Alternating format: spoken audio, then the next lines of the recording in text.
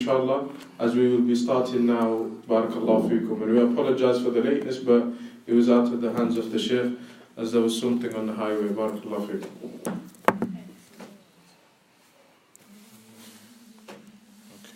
Assalamu alaikum wa rahmatullahi wa barakatuh. Again, apologize for being late. Half an hour is a long time.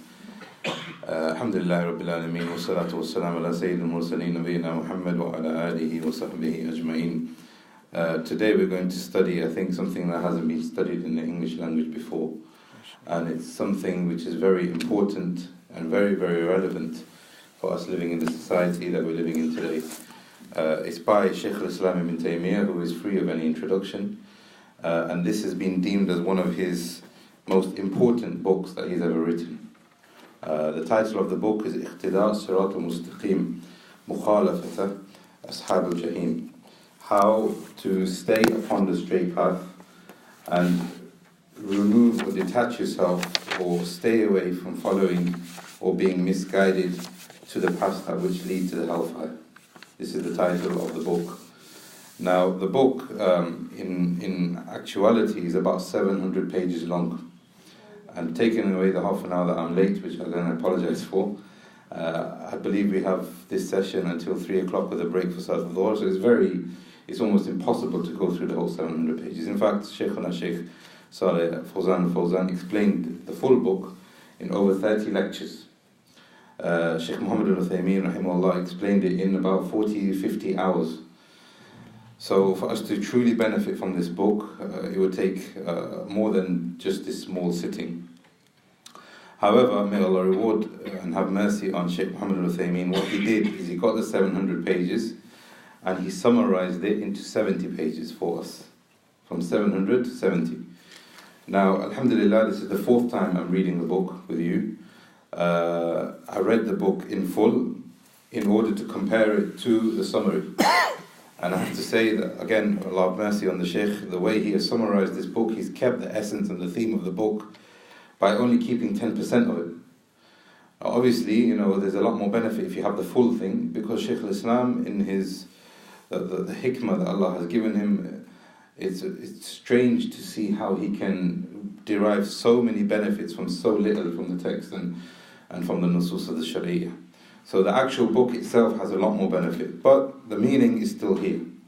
And it's very, very relevant. So when Shaykh Abdul Nasir asked me for his opinion that we should, a book that we should cover within 4 hours, and he said it should be something which is relevant to the Muslims, and it should be something which is appropriate to the season that we're in right now when it comes to the festivals of the kuffar. And I couldn't think of a better book than this one. This book, in essence, is in 3 parts. The first part is the Shaykh talking about what is the path of misguidance. What is it? He defines it. And he focuses heavily on being misguided and imitating those people who are misguided. So this is the first part. The first section of the book is talking about what it means for you to be misguided and following them by imitating them. Then he goes on to talking about the hukam, what is the ruling of you imitating them. And this is the second part of the book. And then the third part of the book, he focuses on festivals. He focuses on the a'yad of the kuffar. So these are the 3 parts of the book. And again, this is a book which enables us to know what the Siraat al-Mustaqeem is and helps us to avoid imitating and falling into the path of the kuffar. So in the introduction, the Shaykh himself says, Shaykh al-Islam ibn Taymiyyah says that the reason why he wrote this book is because he had always warned against imitating the kuffar. He always emphasized the importance of us following our own identity and following the hidayah that Allah has given to us. Because he describes it as كانت حياة قلبه وصحة إيمان توجب استيقاظ بأسرع تنبيه. He says that for us to bring life to our hearts and to have our iman corrected, we need to pay attention to this. This is why he has authored this book. So he's saying that we have our own identity, we have our own hidayah in our Iqtida, in our fiqh, in our rituals, in our attitude, in our perspectives, in every walk of life. We don't need anything else. We have the hidayah. But unfortunately, when he started warning against following the way of those who are misguided, some people started to argue with him, Shaykh al-Islam, and they were saying maybe you're being too harsh, etc. So the reason why he wrote this book was to clarify his stance and to clarify what it means to follow the straight path and why it is so important that we don't fall into imitation of those people who have been led astray. And in a nutshell, he says that Iman cannot be restored until full Jahiliyyah has been removed. And that's why this topic is so important. So this is the introduction in a nutshell. The Shaykh begins the first chapter by saying, Halun Nas Qabl al-Islam. How were the people before Islam? What was the type of Jahiliyyah that existed before Islam? And he quotes Sufyan ibn Uyayna, and he said, Man fasada min ulama'ina fafihi shabha min al-Yahud. And in an introduction talking about how the parties, the religious parties were before Islam, there were people who were corrupted in their knowledge, and whoever corrupts the knowledge resemble a party from the Yahud. وَمَنْ فَسَدَ مِنْ أُبَّادِنَا فَفِيهِ شَبَهٌ مِنَ النَّصَارَى. And whoever corrupts and innovates new acts of worship, then they are resembling the Nasara. And this is the pretense of the book. اهدنا الصراط المستقيم صراط الذين أنعمت عليهم غير المغضوب عليهم. Those people who have the anger of Allah upon them because they distorted knowledge. وَلَا الضَّالِينَ. Those people who are misguided because they distorted actions by innovating. So the Shaykh said that there will always be a party upon the Siraat al-Mustaqeem. And he quotes the hadith of the Prophet ﷺ, لا تزال طائفة من أمتي. There will always be a party upon the haqq, ظاهرة al-haqq, that you will know that they are upon the haqq and the haqq will be made apparent. So he goes on to give examples of how was the hal of the people before the coming of Islam. He said one of the biggest things that these religious parties had is that they were jealous of each other. He said there was hasad in the religion. And Allah describes in Surah Baqarah, وَدَّ كَثِيرٌ مِنْ أَهْلِ الْكِتَابِ لَوْ يُرُدُّونَكُمْ مِنْ بَعْدِ إِيمَانِكُمْ كُفَّارٌ حَسَدًا مِنْ عِنْدِ أَنفُسِهِمْ. That they had jealousy for the hidayah of Allah. So if they saw somebody else that was guided, or somebody has more knowledge, or somebody has more piety, they would have jealousy towards that person.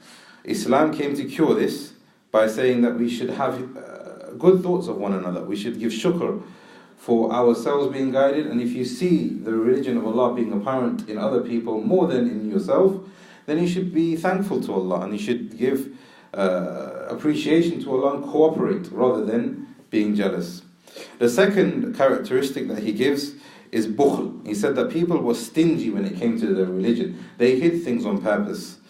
Allah talks about them again in Surah An-Nisa, الَّذِينَ يَبْخُلُونَ وَيَأْمُرُونَ النَّاسَ بِالْبُخْلِ وَيَكْتُمُونَ مَا آتَاهُمُ اللَّهُ مِنْ فَضْلِهِ. They hide what Allah has given them from the book. They don't speak the truth, or they completely change it. Either they don't speak the truth and they know it's the truth, or they completely alter their religion to suit their needs. Islam came to cure this because we say Islam is for Allah, and the truth is what Allah has given to us, and the truth gives us izzah.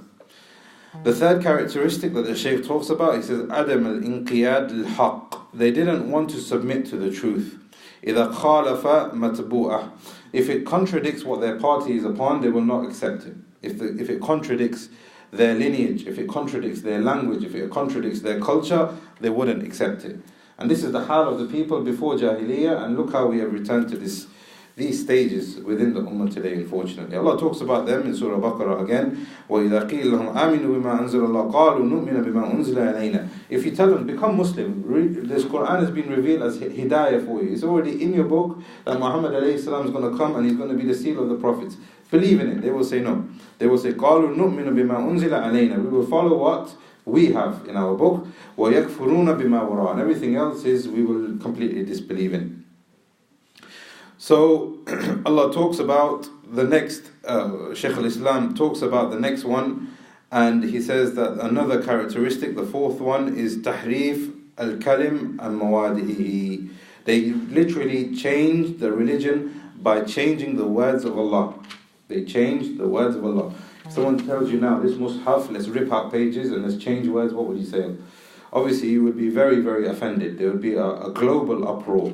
But this is what they did, and this is how Allah describes them from being the people of Ashab al-Jahim. But Islam says we submit to the truth and we follow the truth totally. Ya ayyuhalladhina amanu adkhulu fi silmi kaffa. Completely accept the message of Allah. And don't try and pick and choose the religion. Try your best and accept the haqq totally. And if you have a weakness, work on the weakness. The fifth thing that he describes as a characteristic of the people of Jahiliyyah before the coming of Islam, he said, Al-Ghulu fil makhluqeen. And this is the fifth point, and 5, 6, 7, and 8 are all connected.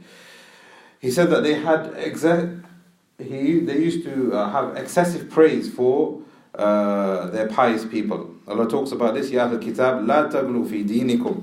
Don't go to excessive praises in your religion. Wa la taqula ala Allahi illa al-haq. Don't say except the truth. And an example of their excessive praise, إِنَّمَا الْمَسِيحُ Isa ibn Maryam رَسُولَ اللَّهِ وَكَلِمَةً.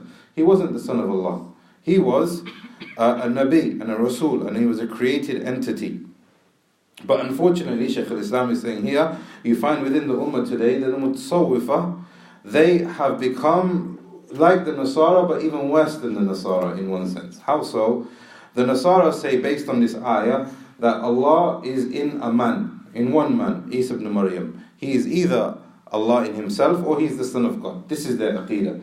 But the Mutasawwifa say that everything is Allah, and everything is Allah, and everything can become one with Allah. They believe in hulul and wahdatul wujud. Two separate different types of Iqtida. Hulul is when you become one with Allah. I mean, everything is Allah. And this is the Iqtida of Ibn Sina. So nothing actually exists with this group of the Mutasawwifa. They've been affected by the philosopher. So nothing, you can't prove anything exists. If I'm touching this microphone, how do I know it actually exists? Just because I'm touching it, my senses, doesn't actually mean that it exists. And unfortunately, we've talked about this in our recordings of Usul al-Thalatha. Unfortunately, this is happening in the universities today. To the fact that some universities, or even the one university I went to, they will say that ilm has no definition. How do you know something is real? How do you know? Just because you're touching it doesn't mean it's real. And this is where this whole liberalism and whole, complete free to do whatever you want idea comes from. Because nothing is right and nothing is wrong. Because there is no definition of knowledge. What is knowledge? It doesn't exist. This is hulul. So what some of the Muslims did, they took that definition, but they said there has to be one thing which exists, which is Allah. So they say everything is Allah and everything is Allah and everything is one with Allah. This is hulul. Wahdatul wujud is when you become so pious you become one with Allah. You enter this stage of fana and ecstasy. And they say this is not restricted to the Anbiya. So the Anbiya had it, but then there's people after the Anbiya that can become so pious that they'll become one with Allah. And they take this even further by having Qutb and Abdal. And Qutb and Abdal is an istilah, that they have a technical term. These people are so pious that they can control the universe. They are so pious, they share with Allah in His rububiyyah. So this is why Shaykh al-Islam is saying here, look at the excessive praise that they have. Yes, he's a pious man. Yes, he prays 5 times a day. Yes, he's a very, very honourable man. But you can't go to excessive praises like this. And in fact, if you go into excessive praises like this, you are going further than what they said about Isa ibn Maryam. This is the 5th characteristic. The 6th characteristic of those people of Jahiliyyah and those who were misguided before Islam, Ta'a al-Makhluqeen fi mukhalafa ahkam Allah. They would obey the creation and above the ahkam of Allah, above the laws of Allah. They would give precedence to the laws given by the creation above the laws that were given by Allah. And Allah talks about this in Surah Tawbah, اتَّخَذُوا أَحْبَارَهُمْ وَرُهْبَانَهُمْ أَرْبَابًا مِّن دُونِ اللَّهِ. They took their priests and their monks as gods besides Allah. And Adi bin Hatim, who used to be a Christian, said that we don't worship our priests and monks. The Prophet ﷺ said, on the contrary, you do. If you make halal haram and haram halal by listening to these people, then you are taking them as lords besides Allah. Now this is a very important point, because now we don't have priests and we don't have monks to follow. And unfortunately now we have sports stars, we have musicians, we have actors, we have politicians, we have bankers, people who have money, we have people, businessmen. If these people are more beloved to you by making halal haram and haram halal, then you are falling under this ayah. May Allah protect us. So if you want to gain a rizq and you know that Allah has made riba haram and He's made certain transactions haram, but you justify it within yourself so that you can become rich, then you are taking them as legislation above Allah. Obviously there's different degrees. Someone might be weak and he might know that I'm only doing this out of weakness, then that's a different issue. But the people who are changing the laws of Allah are no longer the priests and monks. That's the point I'm making here. Number 7, al-Rahbaniyya. They created monks and monasteries in that sense. Allah talks about them. So they innovated new acts of worship. This is the point. They innovated new acts of worship. Allah talks about them. وَرَحْبَانِيَّةٌ ابْتَدَأُوهَا. They innovated new acts of worship, the Christians. مَا كَتَبْنَاهَا عَلَيْهِمْ إِلَّا ابْتِغَاءَ رِضْوَانِ اللَّهِ. They didn't want to do it except that they wanted to gain the pleasure of Allah. And this is Surah Hadid. And what they did is they started becoming celibate. They said, we're not going to have relations with the opposite gender. We're not going to have families. We're going to wear rough clothes. We're not going to eat nice foods. All of this out of getting closeness to Allah. But Allah calls this ibtida. Allah calls it a bid'ah. In the same ayah, Allah's called it a bid'ah. And the 8th one, like I said, is all connected. The 8th one is bina al-masajid al-qubur. They built places of worship, and they took the graves as places of worship. And Allah says about this in Surah Kahf, قَالَ الَّذِينَ غَلَبُوا عَلَىٰ أَمْرِهِمْ لَنَتَّخِذَنَّ عَلَيْهِمْ مَسْجِدًا. We have these pious men, and they've passed away. Adhan, please. تفضل.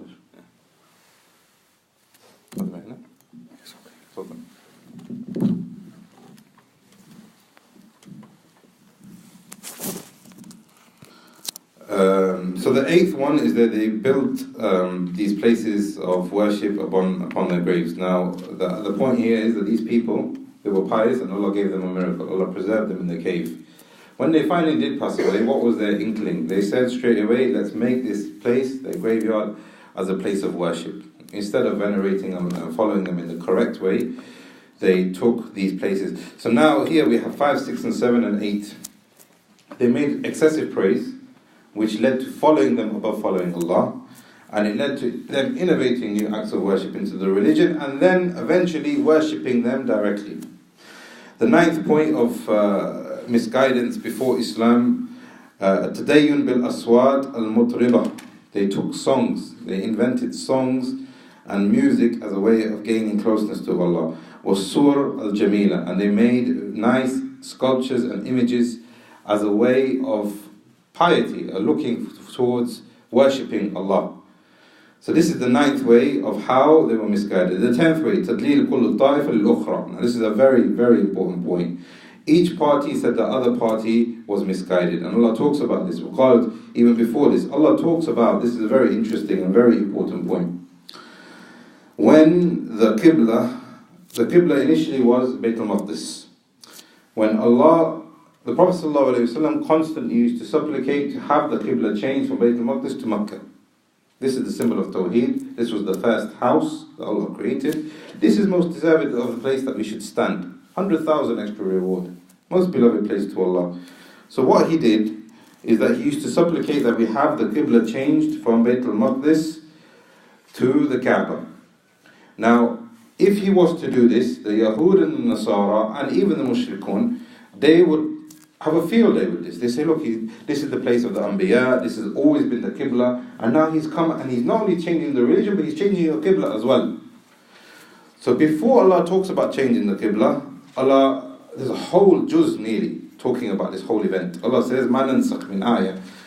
Allah is the one who abrogates ayat. Allah is the one who has the ability and the legislation to abrogate ayat. أو ننسها نأتي بخير منها أو مثلها. If he wants to have an ayah eradicated, it's his power. But he will replace it with something which is similar or even better. This is the beginning. Then it continues, and Allah talks about the sifa of these people. وقالت اليهود ليست النصارى على شيء وقالت النصارى ليست اليهود على شيء. But they are reciting the same book. وهم يتلون الكتاب. They have the same book, the Old Testament, the New Testament. But this group is saying these guys are misguided, this group is saying this guy is misguided. Why? Because of this cultish behavior that they had amongst themselves. They could not accept that each party was misguided. from whatever avenue that they were misguided from. So then Allah continues talking about them, and then they will say, لَن يَدْخُلُ الْجَنَّةَ إِلَّا مَنْ كَانَ هُودًا أَوْ نَصَارًا. Then they said, none of us are going to go to Jannah except if they're Yahud and Nasara. Before they used to say, well, they're misguided, but we'll all go to Jannah. This is the level of cultism and misguidance that they had. And then Allah talks about what they will say. Before Allah abrogates Bayt al-Maqdis as the Qibla and makes Makkah, Allah says, سَيَقُولُ السُّفَهَاءُ مِنَ النَّاسِ مَا وَلَّاهُمْ عَنْ قِبْلَتِهِمْ الَّتِي كَانُوا عَلَيْهَا. The foolish people from these groups will tell you, and they will mock you, and they will try and degrade your honor because you are going to change this Qibla. These are the 10 examples that the Shaykh gives, and in the Asl, the actual book, he gives plenty more, and he gives plenty more benefit. But he then goes on to say that Islam has come to soften our hearts towards the Haqq, and for us to have our own identity and to follow our own hidayah. And if there exists no reason for us to sacrifice the hidayah that Allah has given to us in order to follow them.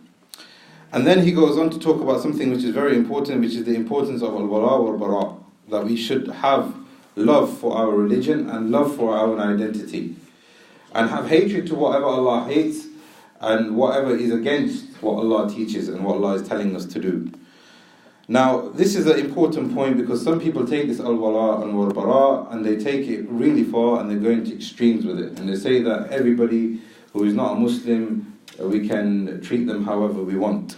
That is not the point of al-wala and wal-bara. Al-wala and wal-bara means that we have the haqq and we believe we have the haqq.